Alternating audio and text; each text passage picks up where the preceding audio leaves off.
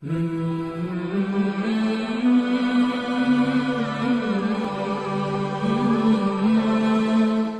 اکرم صلی اللہ تعالی علیہ وسلم کے اپنے امتیوں پر جو حقوق ہیں اس کا سلسلہ شروع کیا تھا، اور گزشتہ جمعے پہلا حق عرض کیا تھا کہ آپ صلی اللہ علیہ وسلم کا ہم سب پر یہ حق ہے کہ مسلمان ہونے کے ناطے ہمیں آپ صلی اللہ علیہ وسلم کی رسالت کو ماننا ہے اور صدق دل سے ماننا ہے، شرح صدر سے، کہ وہ واقعی اللہ کے رسول ہیں، اور کوئی بھی اگر ان کے مقابلے میں رسالت کا دعویٰ کرے تو پھر ہمارے پاس ایک میرٹ ہے جو قرآن نے ہمیں بتایا ہے، اس پر ہم پرکھیں گے تو حضور صلی اللہ علیہ وسلم کے علاوہ کوئی بھی اس پر پورا نہیں اتر سکتا۔ جب کوئی اتر ہی نہیں سکے گا تو اس کا مطلب ہے کہ رسالت آپ ہی پر رہ جائے گی، کسی دوسرے کے لیے ثابت نہیں ہوگی۔ تو جس طرح ہم کلمہ پڑھتے ہیں لا الہ الا اللہ محمد الرسول اللہ، اب اس کلمے میں توحید بھی ہے اور رسالت بھی ہے۔ اب توحید میں اللہ کے سوا کسی کو معبود ماننے سے آدمی کافر ہو جاتا ہے اور دائرہ اسلام سے نکل جاتا ہے۔ ایک ہی معبود ہے، یہی پہلا ہے، یہی آخری ہے، اس کے بعد کوئی معبود نہیں ہے، تو یہ کلمہ ہے۔ اسی طرح محمد الرسول اللہ، اس میں بھی ایک اللہ نے نقطہ چھپا رکھا ہے اور وہ بڑا زبردست ہے۔ آپ غور کیجئے، پہلے جو انبیاء گزرے ان کے کلمے اپنے اپنے زمانے میں نبیوں کے مختلف کلمے تھے، اور ہر نبی کے کلمے میں آپ کو ایک چیز کامن ملے گی کہ لا الہ الا اللہ میں نقطہ نہیں ہے، لیکن آدم صفی اللہ نقطہ ہے۔ کیا مطلب کہ اللہ کے بعد تو خدائی ختم ہو جاتی ہے، لیکن آدم کے بعد ابھی چلے گا سلسلہ نبوت۔ لا الہ الا اللہ نوح نجی اللہ نقطہ ہے، لا الہ الا اللہ ابراہیم خلیل اللہ، لا الہ الا اللہ اسماعیل ذبیح اللہ، نقطے آ رہے ہیں۔ لا الہ الا اللہ عیسیٰ روح اللہ، اس میں بھی نقطے ہیں۔ تو ہر نبی کے کلمے میں لا الہ الا اللہ نقطے کے بغیر ہے، اور اگلے حصے میں نقطے ہیں جس میں اشارہ ہے کہ ابھی چلے گا سلسلہ۔ اور جب باری آئی ہمارے نبی حضرت محمد صلی اللہ علیہ وسلم کی، تو اللہ نے اس کو یوں اشارے میں جوڑ دیا کہ لا الہ الا اللہ نقطہ نہیں ہے، محمد الرسول اللہ نقطہ نہیں ہے۔ کیا مطلب؟ جس طرح اللہ کی ذات بے عیب ہے اور اس کا مد مقابل آ جائے یہ عیب ہے، تو اللہ عیب سے پاک، اس کا مطلب ہے کوئی خدا نہیں ہوگا۔ اسی طرح محمد الرسول اللہ میرا محبوب بھی بے عیب ہے۔ اب اگر اس کے بعد کوئی نبی آ گیا تو یہ تو اس کی شان میں کمی آ گئی، تو نبی صلی اللہ علیہ وسلم کے بعد نبوت کو ہی اللہ نے ختم کر دیا تاکہ میرے حبیب کی نبوت پر کوئی عیب کا دھبا بھی لگ نہ سکے۔ تو یہ کلمہ خود بتاتا ہے کہ نبی کا جس طرح حق رسول اللہ، اس کو اللہ کا رسول ماننا ہے، اسی طرح آپ صلی اللہ علیہ وسلم کو آخری نبی ماننا یہ نبی کا دوسرا بڑا حق ہے۔ اب دیکھیے، کوئی اللہ کو خدا مانے لیکن ایک نہ مانے تو وہ بھی مسلمان نہیں ہے۔ اسی طرح کوئی آپ صلی اللہ علیہ وسلم کو نبی تو مانے لیکن آخری نبی نہ مانے، وہ بھی اسی طرح کافر ہے جس طرح نبی نہ ماننے والا کافر ہے۔ تو حضور صلی اللہ علیہ وسلم کو نبی ماننا یہ ایک حق، اور آخری نبی ماننا یہ آپ کا دوسرا حق ہے۔ میں اسی پر کچھ گزارشات آج عرض کروں گا کہ آپ صلی اللہ علیہ وسلم کو آخری نبی ماننا یہ کتنا اہم عقیدہ ہے اور کتنی اہم بات ہے، جو آج کے زمانے میں تو اور زیادہ ضروری ہو چکی ہے، جب ہمارے اطراف میں ختم نبوت پر ڈاکے ڈالنے والے مختلف سازشوں سے اس عقیدے کو کمزور کرنے کی کوششوں میں مصروف بھی ہوں۔ اب عقیدہ ختم نبوت کی اہمیت پہلے سمجھیں، اس کے بعد میں عرض کرتا ہوں کہ اس کو گڑبڑ کہاں ہوتی ہے، کہاں آ کر ہمارے مسلمانوں کو پھسلانے کی کوشش کی جاتی ہے۔ اہمیت سمجھیں، پورے قرآن میں ایک ہی آیت ہے صرف، حج کے بارے میں وَلِلَّهِ عَلَى النَّاسِ حِجُّ الْبَيْتِ کہ لوگوں پر حج فرض کر دیا گیا، صرف ایک آیت ہے، اور روزے کی ایک ہی آیت ہے کہ یا ایھا الذین آمنوا کتب علیکم الصیام، روزے فرض ہو گئے۔ آپ ہی بتائیے کہ اگر کوئی آدمی روزے کا انکار کرے وہ مسلمان ہوگا بھائی؟ نہیں۔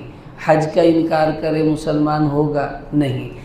ایک آیت سے جو مسئلہ ثابت ہوا اس کا انکار کرنے والا دائرہ اسلام سے نکل گیا، اور عقیدہ ختم نبوت 1، 2، 5، 10، 20، 50 آیتوں سے نہیں، پوری 100 آیتیں قرآن پاک کی ہیں جن سے عقیدہ ختم نبوت اللہ نے بیان کیا ہے۔ اب جو مسئلہ ایک آیت سے ثابت ہوا وہ کتنا اہم ہے، اور جو 100 آیتوں سے ثابت ہوا ہوگا وہ کتنا اہم ہوگا، اس کا اندازہ لگائیں۔ یہ اتنا اہم عقیدہ ہے۔ رسول پاک صلی اللہ علیہ وسلم کسی بھی حدیث میں کوئی بات ارشاد فرما دیں، مسلمان اس پر اپنی جان دے دیتا ہے، اور اس کے خلاف کچھ سننا کچھ کرنا برداشت نہیں کرتا۔ ایک حدیث، صرف ایک، تو ایک حدیث پر مسلمان اتنا ایگریسو ہو جاتا ہے اور اتنا سنسیئر ہو کر اپنے نبی کے ساتھ وہ اظہار محبت کرتا ہے۔ تو عقیدہ ختم نبوت کے لیے آپ صلی اللہ علیہ وسلم کی زبان مبارک ایک دفعہ نہیں ہلی، 2 دفعہ نہیں ہلی، 100 دفعہ نہیں ہلی، 210 حدیثیں ہیں جن میں آپ صلی اللہ علیہ وسلم نے بار بار یہ بتایا میں آخری نبی ہوں، میں آخری نبی ہوں، خاتم النبیین ہوں۔ 210 حدیثوں میں جو مسئلہ ثابت ہو، بتائیں وہ کوئی چھوٹا موٹا مسئلہ ہوگا، بہت اہم ہے۔ تو یہ نبی اپنا حق سمجھا رہا ہے امت کو کہ یہ معمولی حق نہیں۔ اب آپ عقیدہ ختم نبوت کی اہمیت کو یوں سمجھیں کہ وہ کب سے چلا ہے اور کب تک چلے گا، اتنا اہم عقیدہ۔ جب اللہ پاک نے، ابھی ہم پیدا نہیں ہوئے تھے، تو ساری دنیا کے انسانوں کی روحوں کو جمع کیا، پھر نبیوں کی روحوں کو الگ کیا۔ ان روحوں سے اللہ نے ایک وعدہ لیا، وہ 3 پارے میں اس کا ذکر ہے، وَإِذْ أَخَذَ اللَّهُ مِيثَاقَ النَّبِيِّينَ لَمَا آتَيْتُكُم مِّن كِتَابٍ وَحِكْمَةٍ۔ سارے نبیوں کی روحوں کو اکٹھا کر کر اللہ پاک نے ان سے یہ وعدہ لیا کہ اگر تمہارے زمانے میں میرے محبوب حضرت محمد صلی اللہ علیہ وسلم تشریف لے آئیں تو وعدہ کرو لَتُؤْمِنُنَّ بِهِ وَلَتَنْصُرُنَّ، تم میرے نبی پر ایمان لاؤ گے، اپنی نبوت چھوڑ کر اس کی نبوت کو قبول کرو گے، دوسرا اس کے ساتھ دین کی محنت میں اس کا شریک ہو کر اس کے ساتھ دین کا کام بھی کرو گے۔ ہر نبی نے کہا اقررنا، یا اللہ ہم وعدہ کرتے ہیں ہم ایسا ہی کریں گے۔ اب نبیوں سے وعدہ کیوں لیا اللہ پاک نے؟ اللہ پاک یہ بتانا چاہتے تھے کہ تم سارے نبی ہو، اور کیوں ہو؟ اس لیے کہ میں نے اپنے حبیب کو آخر میں بھیجنا ہے۔ اگر میں بیچ میں کہیں اپنے محبوب کو بھیج دوں تو پھر بعد والے انبیاء کی نبوت ختم ہو جائے گی، کیونکہ میرے حبیب کے بعد کوئی نبی نہیں بن سکتا۔ تو اے عیسیٰ تم نبی ہو، تمہارے بعد میرے حبیب ہیں۔ تو عیسیٰ علیہ السلام تک ہر نبی نے وعدہ کیا کہ ہم ایسا کریں گے، اور اللہ نے ان کو کہہ دیا ان کی روحوں کو کہ تم نبی ہوگے۔ اس میں اشارہ تھا کہ میرے محبوب صلی اللہ علیہ وسلم سب سے آخر میں آئیں گے، ان کے بعد کوئی نبی نہیں ہوگا، اور انہی کی ختم نبوت کے صدقے تم سب کی نبوت چلتی رہے گی، کیونکہ میرے حبیب کا آخر میں آنا یہ باقی نبیوں کے نبوت کا سبب بنا۔ اگر اللہ اپنے حبیب کو پہلا نبی بنا دیتے تو چونکہ آپ کا خاتم النبیین ہونا طے تھا، پھر بعد میں کوئی نبی نہیں آتا، پھر کوئی نبی بن ہی نہیں سکتا تھا۔ سارے نبیوں کی نبوت اللہ کے حبیب کی ختم نبوت کا صدقہ ہے۔ اب یہ یہاں سے عقیدہ چلا۔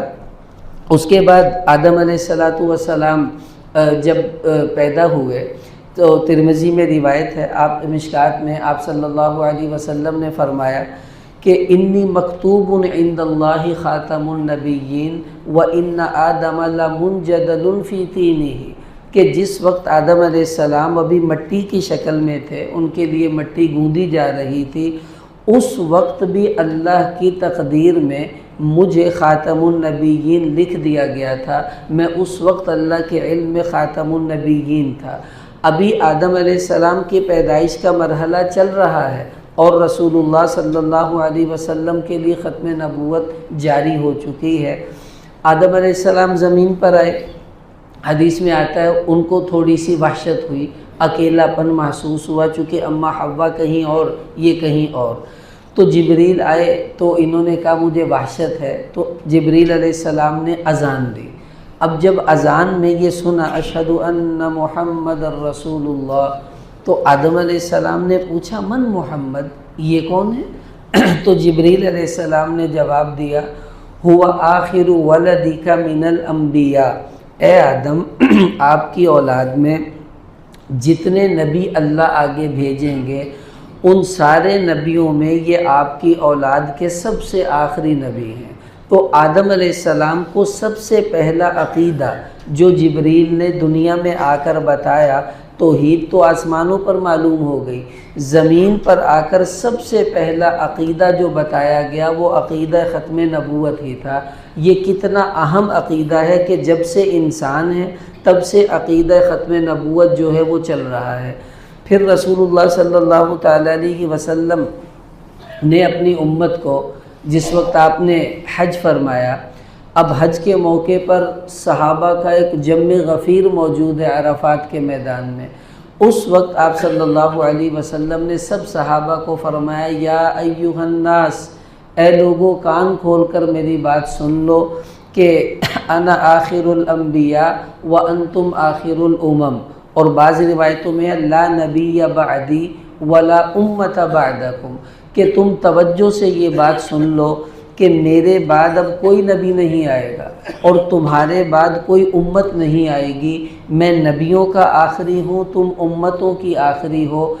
یہ بات سب مسلمانوں کو عرفات کے میدان میں بتلائی گئی اور سب کو پتہ چل گیا کہ یہ ختم نبوت کسی عقیدے کا نام ہے۔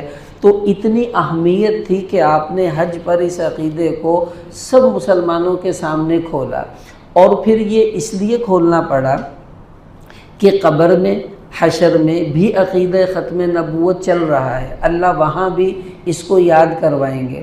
ایک حدیث میں آتا ہے جب قبر میں مردہ رکھا جاتا ہے تو اس سے سوال ہوتے ہیں تمہارا رب کون ہے، تمہارا دین کیا ہے اور نبی کون ہے۔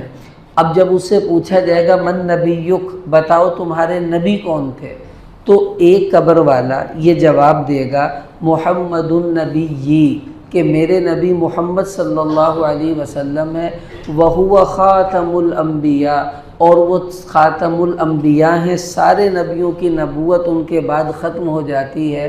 قبر میں جواب دینے والا فرشتے کو یہ جواب دے رہا ہے، تو قبر میں بھی عقیدہ ختم نبوت جو ہے وہ اس کے بارے میں اشارہ کیا گیا کہ یہ وہاں بھی ایک سوال ہے بھائی، اس کی بھی تیاری کرنی پڑے گی۔ اب میدان حشر لگا، صحیح بخاری میں روایت ہے، سب لوگ پریشان گھبراہٹ میں کہ کوئی ہماری اللہ سے سفارش کر دے، ہمارے لیے مشکلات جو ہیں وہ دور ہو جائیں۔ سب نبیوں کے پاس جائیں گے، لمبی روایت ہے، ہر نبی عذر کرے گا میں نہیں میں نہیں میں نہیں۔ اخیر میں عیسیٰ علیہ السلام کے پاس لوگ جائیں گے تو عیسیٰ علیہ السلام فرمائیں گے ایتو الی محمد، جاؤ محمد صلی اللہ علیہ وسلم کے پاس چلے جاؤ۔ اب وہ لوگ سارا مجمع آپ صلی اللہ علیہ وسلم کے پاس آئے گا، اب آ کر کہے گا کیا، یا محمد انت رسول اللہ و خاتم الانبیاء، اے محمد صلی اللہ علیہ وسلم آپ اللہ کے پیارے رسول ہیں اور خاتم الانبیاء ہیں، آپ اللہ سے ہماری سفارش کیجیے۔ آپ صلی اللہ علیہ وسلم نے فرمایا میں ان سے کہوں گا ہاں آنا ہوا، میں ہی ہوں جو سفارش کروں گا، پھر آپ اپنے لیے امت کی جو ہے وہ سفارش کریں گے۔ تو حشر میں بھی عقیدہ ختم نبوت کو اللہ تعالیٰ نے سب کے سامنے بلوایا تاکہ پتہ چلے کہ موت سے پہلے اس عقیدے کو سیکھنا، اپنے دل میں بسانا کتنا ضروری ہے۔ اور ہم تو انسان ہیں نا، جانوروں تک کو اس عقیدے کی خبر ہے، جانور تک کو اس عقیدے کی خبر ہے۔ سیرت کی تقریباً اکثر کتابوں میں اور حدیث میں یہ موجود ہے روایت، ایک بدو آیا گو مری ہوئی اٹھا کر اور آ کر کہنے لگا یہ گو اگر گواہی دے دے کہ آپ رسول ہیں تو میں آپ کو نبی مان لوں گا۔ اب وہ مری ہوئی ہے، اس کے ذہن میں بھی مری پڑی ہے، اسے کون زندہ کرے، پھر یہ کیا بولے اور کیا ہو۔ آپ صلی اللہ علیہ وسلم نے اس گو کو دیکھا اور فرمایا یا ضب، اے گو، تو وہ ہلی اور ہل کر کہنے لگی لبیک و سعدیک، کہ حضور میں حاضر ہوں، بتائیے میرے لیے کیا حکم ہے۔ آپ صلی اللہ علیہ وسلم نے اس سے پوچھا من تعبد، بتا تو کس کی عبادت کرتی ہے۔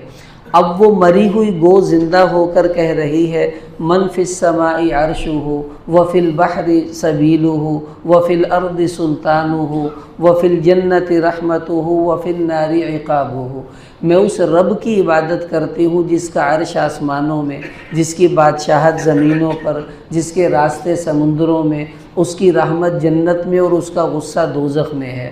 پھر آپ نے پوچھا من آنا، اب بتا میں کون ہوں۔ اب یہ سوال تھا جو اس بدو نے پوچھا۔ اب جواب سنیے، وہ گو جانور ہے، وہ کیا جواب دے رہی ہے، انت رسول رب العالمین و خاتم النبیین، کہ آپ اللہ کے بھیجے ہوئے سچے رسول ہیں اور خاتم النبیین ہیں۔ قد افلح من صدقک وقد خاب من کذبک، جو آپ کی رسالت کی تصدیق کرے گا وہی کامیاب ہوگا، اور جس نے آپ کی تکذیب کی وہ دونوں جہانوں میں ناکام ہوگا۔ جانور کو بھی پتہ ہے کہ ختم نبوت کسی عقیدے کا نام ہے، اور اگر مسلمان ہو کر کہے جی او کی ہندہ جی عقیدہ ختم نبوت، ایسا مسلمان جانور سے بھی گیا گزرا ہے کہ تمہیں اپنے نبی کے حق کا ہی نہیں پتہ ہونا چاہیے کہ اللہ کے رسول صلی اللہ علیہ وسلم کو نبی ماننا یہ پہلا حق ہے، اور نبیوں میں بھی آخری نبی ماننا یہ آپ کا دوسرا حق ہے، اور یہی ہمارے نبی صلی اللہ علیہ وسلم کی سب سے بڑی خصوصیت تھی۔ اب دیکھیں عقیدہ ختم نبوت میں کیا ہے کہ سلسلہ نبوت آدم علیہ السلام سے چلا اور حضرت محمد صلی اللہ علیہ وسلم پر پورا ہو گیا۔ اب آپ کے بعد کسی قسم کی نبوت کی کوئی گنجائش نہیں ہے۔ یہ جو کسی قسم کہہ رہا ہوں نا، اس کو میں تھوڑا ابھی عرض کرتا ہوں وہ کیا ہے کہ کسی بھی قسم کی نبوت کی کوئی گنجائش نہیں ہے۔ دیکھیں کچھ لفظ ایسے ہوتے ہیں جو مسائل کھڑے کر دیتے ہیں۔ اب تو خیر یہ نادرہ والا سسٹم ہے، ہر چیز کی انٹری ہو جاتی ہے۔ تو اب ہمارے ہاں کیا ہوتا ہے کہ تائے کو کہتے ہیں کہ بڑا ابو ہے، اور چاچے کو کہتے ہیں یہ چھوٹا ابو ہے، اور تائی کو کہتے ہیں کہ بڑی امی ہے، چاچی کو کہتے ہیں یہ چھوٹی امی ہے۔ بھی امی تو ایک ہی ہوتی ہے، ابو تو ایک ہی ہوتا ہے، یہ بڑا چھوٹا کیا سسٹم ہے۔ تو یہ جو بڑا ابو چھوٹا ابو، اس سے اصل باپ کے باپ ہونے میں ایک قسم کا شبہ پیدا ہوتا ہے، یار ادھا ابا ہے کیڑا، ایک بڑا ہوا ایک چھوٹا ہوا ایک درمیانہ ہوا، تین پیو تو نہیں ہوں کسی دے، تین ماما بھی کسی دی نہیں ہوندیاں، ایک ہی باپ ہوتا ہے، ایک ہی ماں ہوتی ہے۔ تو یہ جو لفظ ہیں بڑا ابو چھوٹا ابو، ان لفظوں کو اگرچہ عرف میں تو ہم لوگ دھوکہ نہیں کھا رہے، لیکن نبوت کے معاملے میں ذرہ برابر بھی کوئی ایسا اشارہ جس سے کسی کے نبی ہونے کی طرف ہلکا پھلکا بھی رجحان ہو رہا ہو، اس کی گنجائش نہیں ہو سکتی۔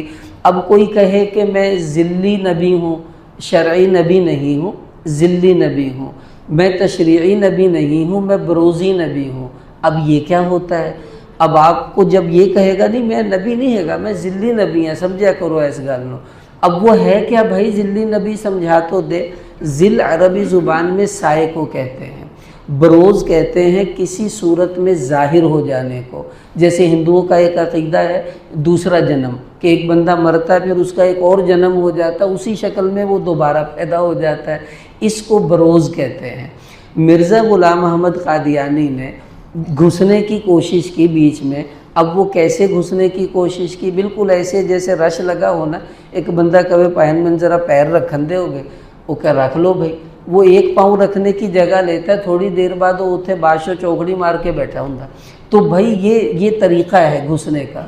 اس نے نبوت کے دعویٰ میں گھسنے کا یہ طریقہ سوچا کہ میں ذلی بروزی ہونے کا دعویٰ کرتا ہوں۔ اب ذلی نبی کا مطلب کیا ہے کہ میں نبی نہیں ہوں، رسول اللہ صلی اللہ علیہ وسلم کا سایہ ہوں میں، اور سایہ جو ہوتا ہے اس کو تو آپ یہ نہیں کہیں گے کہ میں نے نبوت کا دعویٰ کر دیا، میں نے تو سائے ہونے کا دعویٰ کیا ہے، تو اس سے کیا فرق پڑ جاتا ہے؟ آپ صلی اللہ علیہ وسلم کی نبوت کا سایہ تو ہے ہی ہے، تو میں وہ سایہ ہوں۔ اسی طرح بروزی نبی کا کیا معنی کہ میں حضور پاک صلی اللہ تعالیٰ علیہ وسلم تو دنیا سے تشریف لے گئے، اب میں آپ کی رسالت کے پیغام کو پہنچانے کے لیے انہی کے شکل میں ظاہر ہوا ہوں، لہٰذا میں ایک بروزی نبی ہوں۔ تو وہ کہتے ہیں میں ڈائریکٹ نبی اپنے آپ کو نہیں کہہ رہا، میں تو حضور کا سایہ ہوں، حضور کی شکل ہوں، اس وجہ سے آپ کیوں اتنے گھبرا گئے میری نبوت کے بارے میں؟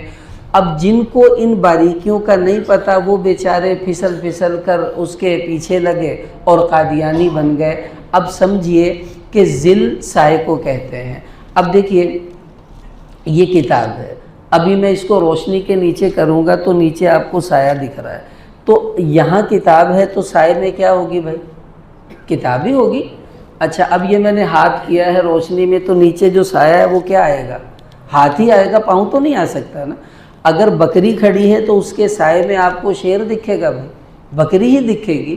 اس کا مطلب یہ ہوا اگر کوئی کہتا ہے میں فلاں کا سایہ ہوں تو جیسا وہ تھا سائے کو ویسا ہی ہونا چاہیے۔ اب یہ تو نہیں ہے کہ سامنے شیر کھڑا ہو اور سائے میں آپ کو گدھا دکھائی دے، بھائی اندہ مطلب ہے سایہ کوئی اور چکر ہے، اندہ سایہ ہوندہ تے شیر ہی ہونی چاہیے سی۔ پجارو کھڑی ہے اور اس کے سائے میں آپ کو مہران نظر آئے، اب بتائیں وہ پجارو ہے؟ اس کا مطلب ہے وہ سایہ اس کا نہیں ہے، کسی اور چیز کا سایہ ہے۔ اب سنیے جو اصل ہیں، صحابہ فرماتے ہیں اشکل العینین، اللہ کے حبیب کی آنکھ ایسی تھی جہاں سفیدی تھی وہاں سرخ رنگ کے چھوٹے چھوٹے ڈورے بھی تھے۔ اضعج العینین، آپ صلی اللہ علیہ وسلم کی آنکھ کی جو گولی انتہائی سیاہ، اب سفید پتلی اور اس کے اوپر سرخ ڈورے، بیچ میں سیاہ رنگ کا ایک یعنی گولائی ہو، اور اکحل العینین، ایسی آنکھ کے سرما نہ بھی لگاتے تو یوں لگتا جیسے خود بخود سرما لگا ہوا ہو، سرمگی آنکھیں۔ اہدب الاشفار، لمبی پلکیں جو آپ کی آنکھ کو خوبصورتی سے چھپا دینے والی تھی۔ اصل یہ ہے، اب ذل کیا ہے؟ وہ بیلی دی آنکھی نہیں ہے بھائی، یہ کیا ہوگا؟ خدا کے بندے تو کہہ رہا میں سایہ ہوں حضور کا، حضور کی اتنی خوبصورت آنکھ اور تیری ہے ہی نہیں، کہاں گئی؟ اب جو بندہ کانا ہو اور وہ کہے میں رسول پاک صلی اللہ علیہ وسلم کا سایہ ہوں، آپ سمجھ جائیے وہ آپ کو دھوکہ دے رہا ہے۔ شیر کے سائے میں گدھا کبھی دکھائی نہیں دیتا ہے، پجاروں کے سائے میں مہران گاڑی کبھی دکھائی نہیں دیتی ہے، حضور پاک صلی اللہ علیہ وسلم کے سائے میں کوئی کانا آدمی آپ کو دکھائی دے گا؟ یہ کیسی بے وقوفی کی بات ہے۔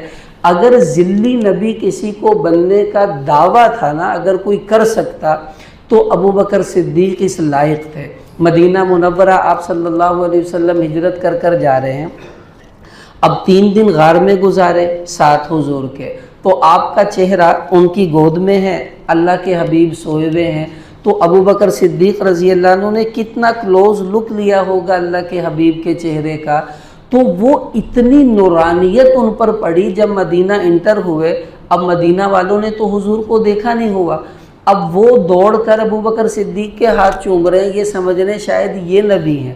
تو جب انہوں نے محسوس کیا تو ابو بکر صدیق نے چادر لے کر آپ صلی اللہ علیہ وسلم پر سایہ کیا کہ پتہ چلے میں تو خادم ہوں، میں تو ان کے غلاموں میں سے ایک ادنا غلام ہوں، یہ ہیں وہ ہستی جن کے لیے تمہیں آ کر جو ہے وہ تم جن کو دیکھنے کو ترس رہے تھے۔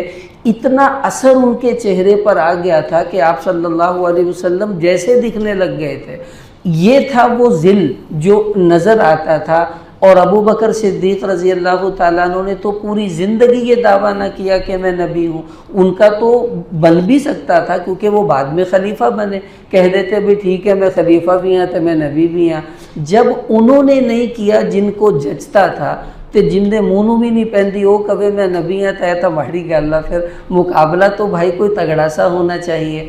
اب جی بروز کسے کہتے ہیں؟ کسی دوسرے کی شکل میں ظاہر ہو جانا۔ چلو ٹھیک ہے، ایک لمحے کے لیے مان لیں کہ جی آج مثلا میں مر جاتا ہوں، اب میری شکل میں جو بندہ ظاہر ہوگا، ظاہر ہے وہ پیدا ہی ہوگا، اب اگلے دن ہی وہ پیدا ہوتا ہے، تو اب اسے بڑے ہوتے ہوتے کئی سال لگ جائیں گے۔ اب وہ جوان ہو کر کہے دیکھو میں مولوی صاحب دی شکل چاہے گا، आहो चलो सीधे हो जाओ, आज तो जुमा मैं पढ़ाया करना। अब मेरी जगह कोई और इमाम होगा तो आप कहेंगे भाई तू कहाँ से आ गया, आलिम है, कहेगा नहीं हाफिज़ है, नहीं तो फिर तू कैसे, वो तो आलिम हाफिज़ थे, तू तो आलिम हाफिज़ नहीं है। कहेगा बस मैं वो इतने जुमा पढ़ाते सी, मैं इतने ही पढ़ाना, क्योंकि मैं उनकी शक्ल में आया हूँ तो सब कुछ उनका जो था वो मेरा होगा।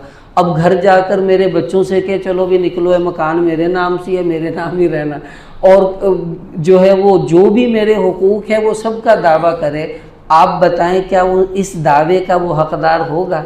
अगर मेरी शक्ल में आ भी जाता है तो भाई मेरी हुकूक का उसके हुकूक की तरफ मुंतकिल होना ना कानून मानेगा, ना अक़ल मानेगी, ना शरीयत मानेगी। अब चलो मिर्ज़ा कादियानी कहता है जी मैं बरोज़ी नबी हूँ, हुजूर की शक्ल में ज़ाहिर हो गया, चलो हो गया तो हो गया, हूँ तो नबूवत दा दावा ते ना कर पाई, जो कुछ हुजूर का था वो सब तेरा ही हो जाएगा, नबूवत भी तेरी हो जाएगी। कितनी अहमकाना हरकत है। इसीलिए आप सल्लल्लाहु अलैहि वसल्लम ने सही हदीस में फरमाया कि मेरे बाद सयकूनु फ़ी उम्मती सलासून दज्जालून कज़्ज़ाबून, ए लोगों मेरे बाद 30 झूठे दज्जाल आएंगे, कुल्लुहुम यज़अमु अन्नहु नबिय्युन, उनमें से हर एक दावा करेगा कि मैं नबी हूँ, और तुम कान खोल कर सुन लो, अना ख़ातमुन नबिय्यीन ला नबिय्य बअदी, मैं ही आखिरी नबी हूँ, मेरे बाद अब कोई नबी आने वाला नहीं है। बता गए अल्लाह के हबीब के ये होना है, और वो कुछ हुआ। अल्हम्दुलिल्लाह हमारे मुल्क पाकिस्तान में अक़ीदा ख़त्म नबूवत कानूनी तौर पर महफूज है। हमारे आइन में लिखा हुआ है कि कादियानी काफिर हैं और उनको दायरा इस्लाम से ख़ारिज किया हुआ है, लेकिन उसके बावजूद वो कानून को भी तब्दील करवाने की कोशिशें, साजिशें करते रहते हैं, और उनके मजहबी जो शायर हैं उसकी तालीमात पर भी पाबंदी है आईनी तौर पर, लेकिन उसके बावजूद वो ऊंच नीच करते रहते हैं। आपकी ज़िम्मेदारी है, नबी से मोहब्बत है तो अक़ीदा ख़त्म नबूवत का तहफ़्फ़ुज़ करना भी आपके ज़िम्मे है। यही आखिरी नबी सल्लल्लाहु अलैहि वसल्लम की दूसरा हक़ था जो हमारे ज़िम्मे था। अब 2 हो गए, बाकी हुकूक इंशाअल्लाह अगले जुमात में आते रहेंगे।